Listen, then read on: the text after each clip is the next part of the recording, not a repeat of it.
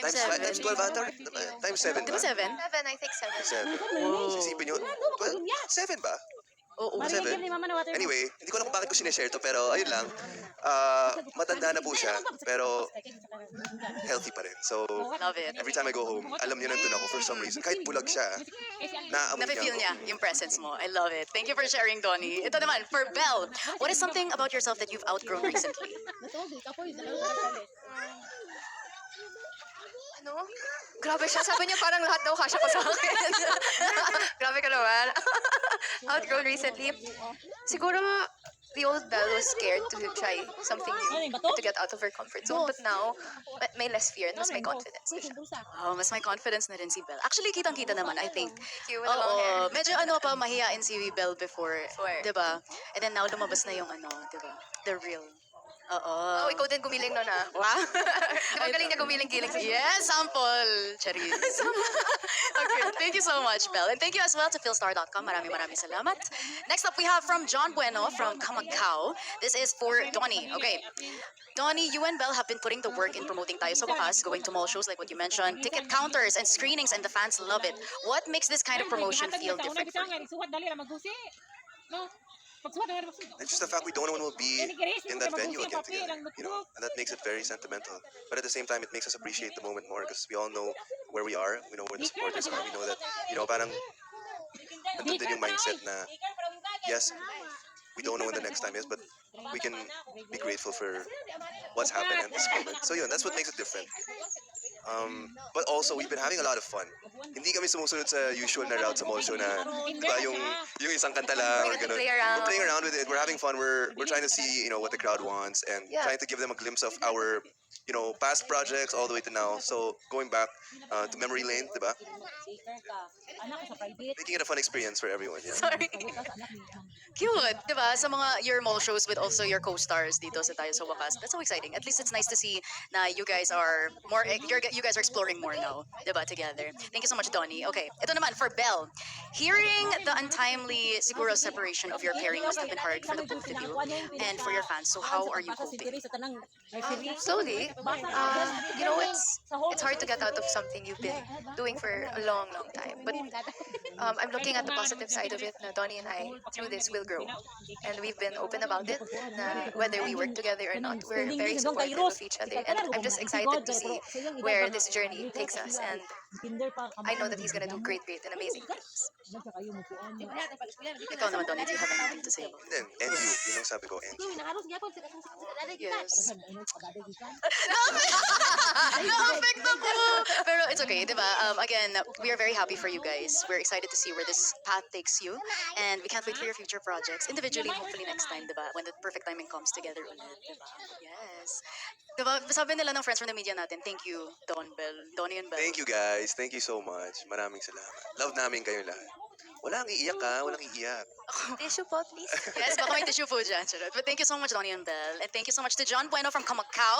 Ito naman, from Metro.style, for the both of you guys. This one. Did working on Tayo sa Wakas change the way you view relationships in real life? I think you guys said earlier, yes. So, siguro, let's say, real life relationships. What is something that you learned from there that you'd like to put in sa relationships niyo?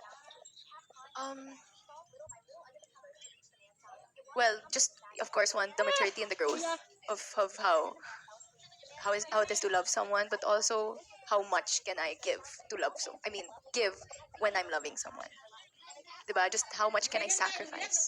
I mean, that also made me question. And I think that's also one thing that yung mga nakapanood ng movie and yung mga papanoorin pa lang will ask themselves, how much are you willing to sacrifice for the person you love? Or how much are you willing to give up for them? I love you too. Wow. Grabe yung ringtone na yan, ha? Love it. Words of affirmation every text, Yes, diba? exactly. Aww. Oo. Ang cute naman nun. Ayun, maganda yun.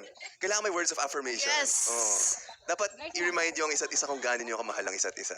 Hindi, pero ayun din, not finding yourself through another person. It has to come from within first. You cannot expect another person to fill that void, to fill you up, to complete you, because it really won't work. Grabe, no? The level of sacrifice talaga. How much, again, are you not to lose yourself in a relationship because you finished yourself up? And actually, talking about love languages naman, Tony and Belle, what is your love language? something that you learned. Siguro, di ba, you know how we're kind of born with love languages, but then after this movie, did it change? Like, na-change ba yung love language nyo? Mas na-appreciate ko lang yung iba. Because parang it's a different form of, of giving. You know, when you love fully talaga, di ba? But then you also have to love yourself. So, mas umangat yung quality time. Because I think that's one of the things money can never buy is time. And I think that's the best gift you can ever give someone. Because you'll never get that back. Yun, quality time siguro yung umangat. Quality time and I think acts of service, yeah. Showing that, your actions also matter, hindi lang yung words. Interesting, no? Kasi dito sa tayo sa wakas, parang you guys started out very young, and then as the years went by, parang you guys explored different love languages in every era of your characters. So that's very interesting. Okay, thank you so much. We have individual questions for you guys also from Metro Style. For Belle, okay, if you could write a song about Donnie, what is something you want to highlight about him, and what do you think the working title could be? Oh. Magsusulat po ako ng kanta. Yes. Bigyan niyo po ako ng mga 5 days. Yes. Maybe just his whole journey as an actor. You know, I've seen him grow so much from the very start since season 3 and now. Like, to those who've seen the trailer palang, you can really see how he's grown and how he's evolved to who he is now. Maybe the title would be The Man You Are. Ganda. Feel ko #1 hit na yan sa Spotify. Love it. The Man You Are by Belle Mariana. Abangan natin yan, 2027. Wow. Sige po. Pressure! Thank you, Sulat Belle. ng kanta. Diba? Truth. Hindi, magaling ka kaya. Hindi ko natapos. Pero sana Magaling. magaling. Si Kuano Oo, Des, siguro yun, no? superb. Ganda pa ng boss. Parang siya naman tanungin natin. Same question po. Joke lang. Ito naman yung question for Donnie. Okay, ito. What kind of role do you think would be perfect for Belle next? And why? Bida kontra bida. Ay, Yan ang yes. dream role niya. I really want to see that. Gusto ko makita din yung kontrabida na Belle. Kung ano yung magiging Yes. ayokong ma-imagine pero gusto kong ma-imagine kasi natatakot ako kung ganyan yung itsura niya, di ba? Isipin mo yung ganyang mukha, kala mo sobrang bait, sweet siya, tapos magugulat ka may hidden agenda. Yung ganon. Gusto ko makita. Ikaw na magsulat. Ay! Ako Gusto ko magsusulat. na, nasan yung camera? Yung main camera. Belle, pwede pasampulan ng isang kontrabida face. Ah! Joke lang. Dito. Saan ba yung camera? Okay, Belle in 3, 2, Ha? 1. Ha? May pa-eyebrow. Sige, yung, I-reserve Unsa na? natin yan for hindi, yung for face Dash. mo lang pag hindi ka pa nagkakape tsaka Unsa, Koy? gawin mo nga ngayon. Wow! Grabe siya. Parang may ganun ka ding Ang face pag hindi ka ayun ba? kumakain. Or wala. Ay. Eh, siyempre, oh. Diba? Mamaya, yung next roles nyo, bida kontra bida. I love it. Thank you so much, Oo. Metro Style, for your questions. Okay, ngayon naman, let's head on over to Cinema 1. This one is for Belle. Okay, ito, medyo, Nakiuyab, I no? wouldn't say heavy naman, but then, Nakiuyab, Goy? controversial, I would say. Nakiuyab? Thank you. Disclaimer. Okay Who ba? do you want to see Wala, Donnie binim-nim na Pangilinan tabi? work with next, and why? Wow. Nenem! I don't think I Thank can you, Mama. name a specific person. I want to Ah. see someone who can reach his caliber as an actor. That, because he's really good. So, tapatan niya yan. Ganyan. Hailey Ano Bieber. na, diba? Yes. Eat and clock it. Diba? Okay. Ang Caliber of Donnie Pangilinan. Yan yung sagot ni Belle. Pero syempre, same question for Donnie. Who do you want to see Belle work with and why? Jericho Rosales. Crush niya kasi. Yes. Ay, hindi ba? Kunyari ka pa? Hindi ko naman sinabing as a love team, di ba? Pwede namang kuya, o gano'n. Bakit hindi ba? Namumula. Yun, I think si Kuya Echo and yung mga vets maybe. Any of the vets. But I would agree, someone who can really still push her, to her limits. Kasi ang taas na rin ni Belle Mariano, di ba? So, someone who would really, look for that growth and stretch her more. Gosh, grabe exciting, no, to see what the future holds for you guys. Thank you so much again to Cinema One for sending in your question. Okay, we have here last questions for you guys from Push. This one is for Belle. Okay, you call Donnie your soulmate, but soulmates in movies never just quietly take a break. What are you two really afraid of finding out about yourselves when you're finally apart?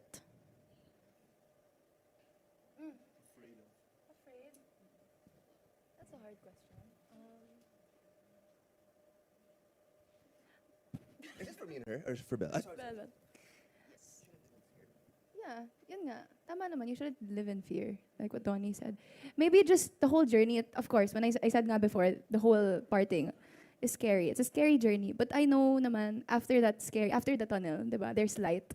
So, yeah, you shouldn't live in fear. So I'm looking forward to what's next. So nothing naman about it seems scary to you or heavy. Of No, course, it's heavy. scary. Yes. Yes, it's scary, but we'll cross the bridge when we get there. I don't think we'll be in this position for just nothing, you know. Everything has a purpose. And of course, at the end of the day, diba, parang it's all for growth.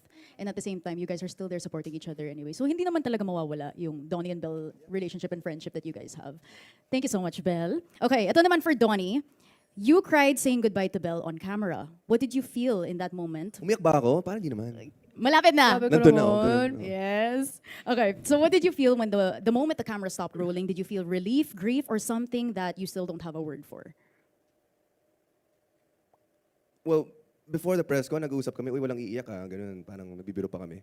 Pero you can't really control those emotions, it just comes. I think it was a mix of just knowing this would or could be our last, press con for the time being. And then thinking the press also, thinking our friends from the media, thinking our supporters. What did I feel? I just thanked her. Really gratitude. Yun talaga yun. More than anything. Just how blessed we are that we are able to be in this position and that we have gone through such an amazing journey together. Yeah. Of course, parang a follow-up question lang for you guys. Thanking each other, of course, showing gratitude for all of the years that you guys have worked with together.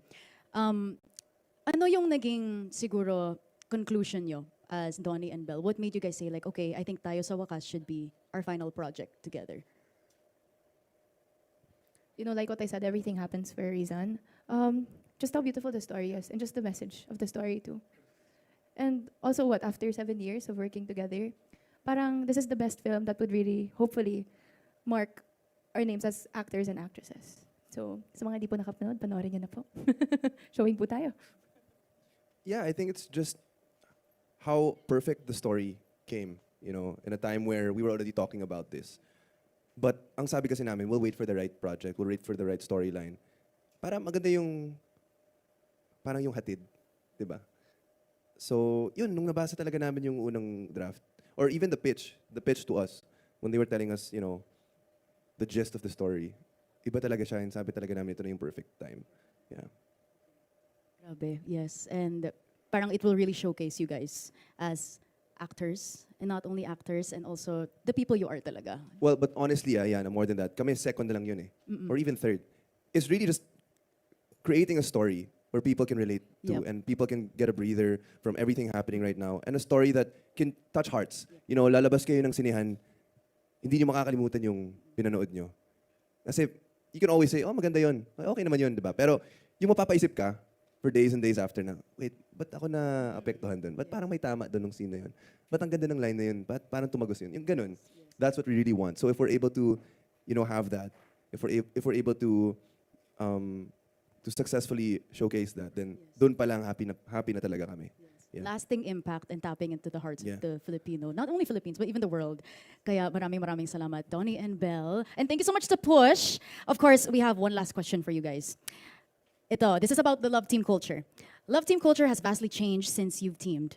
What do you think Don Bell contributed to the difference of love teams back then until now? Ano ang legacy ng Don Bell?